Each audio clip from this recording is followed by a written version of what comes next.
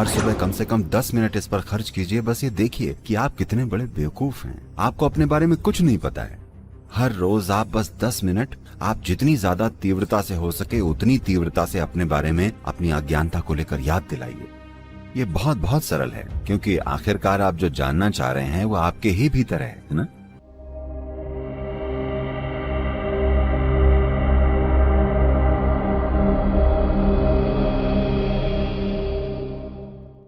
देखिए, जब आप पूछते हैं कि क्या आत्मा होती है, तो आप किसी पढ़ाई वाले विषय की बात नहीं कर रहे हैं।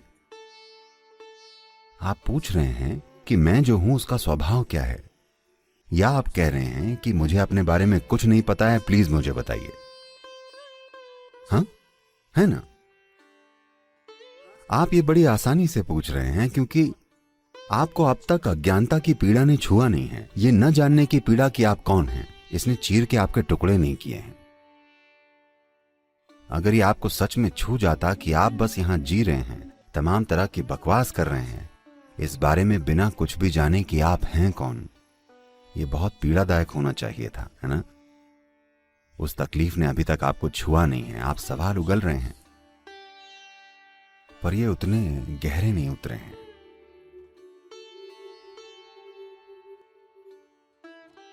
तो हर रोज आपको खुद को यह याद दिलाना चाहिए। हर सुबह कम से कम 10 मिनट इस पर खर्च कीजिए। बस ये देखिए कि आप कितने बड़े बेवकूफ हैं। आपको अपने बारे में कुछ नहीं पता है, पर आप अपने जीवन में हर तरह की बकवास को लेकर बिजी हैं।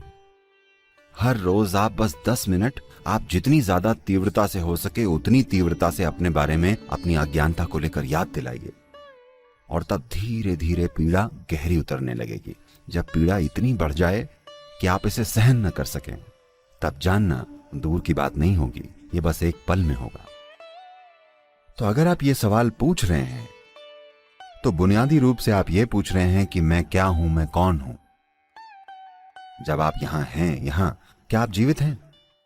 आप जीवित हैं। जब आप यहां जीवित खड़े हैं, तो यह जानने का क्या तरीका होगा कि आप कौन हैं?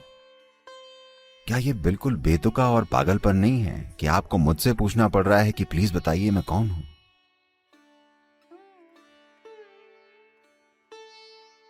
Only thing is the majority is with you. That's the only comfort. बस इतना है कि ज्यादातर लोग इसमें आपके साथ हैं। बस एक ही तसल्ली है जो आपको न जानने की पीड़ा का अनुभव नहीं होने दे रही है। आपके पास आसपास लोगों का एक पूरा का पूरा झुंड है जो सभी कह रहे हैं हाँ, जीने का यही तरीका है। हाँ, बस यही इकलौती चीज है जिसने आपको कुछ आराम दे रखा है। मान लीजिए इस धरती पर आप इकलौते ऐसे इंसान होते जिसे ये ना पता होता कि वो कौन है, बाकी सबको पता होता। जानते हैं ना ये आपके लिए कैसा होता? हाँ, तो आपकी प्रॉब्लम ये है कि अभी आपका अस्तित्व ही किसी दूसरी चीज की तुलना में है। आपका अपना कोई अस्तित्व ही नहीं है। जरा इस पर गौर कीजिए। अगर अभी आपके पास कोई ऐसी चीज ना होती जो सबके पास है, सबके पास नाक है, मान लीजिए आपके पास नाक ना होती, असल में आप बेहतर सांस ले पाते हैं ना।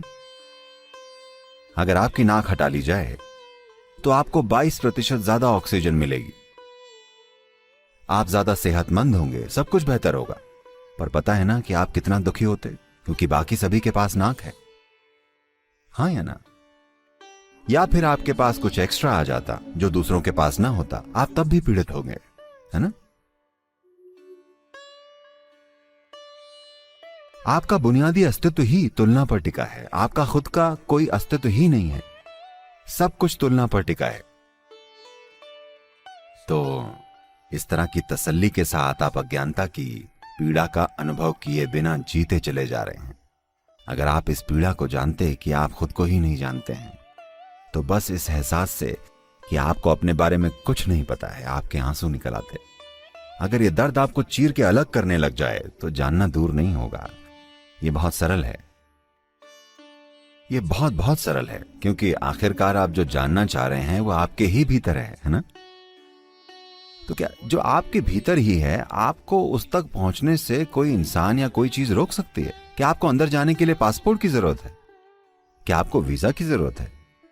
भीतर मुड़ने के लिए जो अंदर है उसे जानने के लिए क्या आपको किसी की अनुमति की जरूरत है, या कोई आपको रोक सकता है?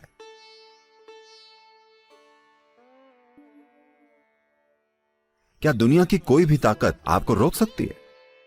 नहीं। तो आपको कौन रोक रहा है? आपको कौन रोक सकता है? सिर्फ आप खुद, और कोई भी नहीं, बल्कि आप खुद। किसी और की आपको रोकने की क्षमता नहीं है ना? तो आप खुद को रोक क्यों रहे हैं? बस इसलिए क्योंकि आपने अपना पूरा अस्तित्व अपने बाहर बनाकर रखा है।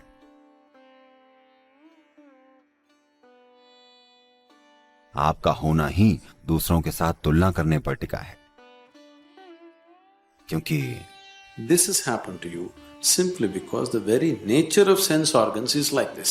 आपके साथ ऐसा इसलिए हुआ है क्योंकि इंद्रियों की प्रकृति ही ऐसी है, क्योंकि जीवन का आपका अनुभव बस इंद्रियों के बोध तक ही सीमित है। यही वजह है कि क्यों आपका अस्तित्व दूसरों से तुलना पर आधारित है, अपने आप पर नहीं। क्योंकि इंद्रियों की प्रकृति ऐसी ही है। अगर मैं इसे छू लूं तो ये मुझे ठंडा लगता है। ये मुझे ठंडा लग रहा है इसलिए नहीं क्योंकि ये स्टील की रॉड ऐसी ही है, बल्कि इसलिए क्योंकि मेरे शरीर का तापमान ऐसा है। अगर मैं अपने शरीर के तापमान को कम कर लूं और तब इसे छूऊं तो ये मुझे गर्म लगेगा, हाँ है कि नहीं? अगर मैं अपने शरीर के तापमान को -100 करके इससे टच करूं तो ये मुझे एकदम धधकता हुआ गर्म लगेगा। ऐसा ही होगा ना? So your very basic experience of life तो क्योंकि आपके जीवन का बुनियादी अनुभव इंद्रियों तक ही सीमित है, इसलिए हर चीज तुलना में है। तो आपका यहां होना ही तुलना की वजह से हो गया है। अगर इसे बदलना है तो फिलॉसफी और उपदेश इस बुनियादी सच्चाई को नहीं बदलने वाले। अगर जीवन का आपका अनुभव इंद्रियों की सीमाओं से परे चले जाता है तो अचानक सब कुछ बदल जाएगा। जब हमने आपको शांभवी में दीक्षित किया था, अगर आपने खुद को प्रक्रिया को सौंप दिया होता तो यह आसानी से आपको इंद्रियों के बोध से परे ले जा सकता था। आप में से कई लोग ऐसे पलों में गए होंगे जहां आप इंद्रियों के बोध तक ही सीमित नहीं रहे होंगे, कुछ और घटित होना शुरू हो गया होगा। कुछ भी नया होता है तो आपका मन ऐसा है कि उसे बस डरना आता है। Even if you walk into heaven, you will know only fear because it's something that you do not know. अगर आप स्वर्ग में भी चले जाएं तब भी आप सिर्फ डरेंगे ही, क्योंकि ये कुछ ऐसा है जो आपको नहीं पता है। आपने खुद को ऐसा ढाल रखा है। लेकिन अगर आप इसे होने दें तो आप देखेंगे कि आप एक ऐसे आयाम का अनुभव करने लगेंगे जो इंद्रियों के बोध से परे है। केवल तभी जब आपके जीवन का अनुभव इंद्रियों के बोध से परे जाता है, तभी आपके जीवन का अनुभव संपूर्ण होता है, ना कि किसी की तुलना पर आधारित। तब आपके जीवन का अनुभव भौतिकता की सीमाओं से परे चला गया है। तब आपने ऐसा वातावरण बना लिया है ये जानने के लिए कि आप आखिर हैं कौन। और अच्छा होगा कि आप ये जान जाएं कि आप हैं कौन, नहीं तो आप चाहे जो करें उसका कोई महत्व नहीं है।